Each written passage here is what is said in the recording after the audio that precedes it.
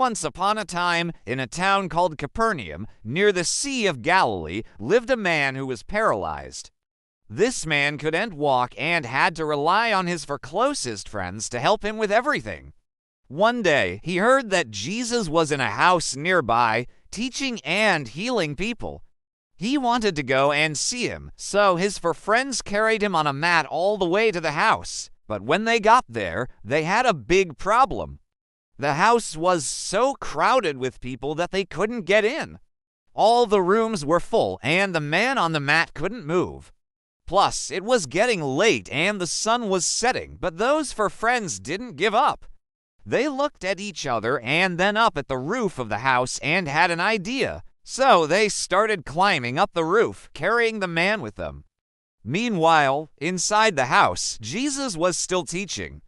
Suddenly, he stopped and said, "Who did that?" Everyone was confused and looked around. Just then, the friends finished making a hole in the roof and started lowering the man with the mat down right in front of Jesus. When Jesus saw the man and how his friends had brought him there, he knew that they had great faith. So he said, "Your sins are forgiven." Some religious leaders heard this and became angry. They thought only God could forgive sins, and this man was just a sinner.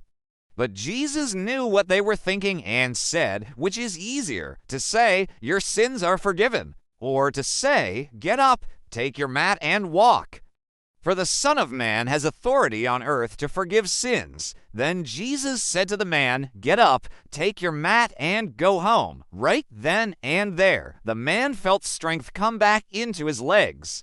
He stood up, picked up his mat, and walked out of the house to everyone's amazement. All the people there were very surprised and gave God all the glory. And so, not only was the paralyzed man healed and able to walk, but he was also forgiven and set free from his sins.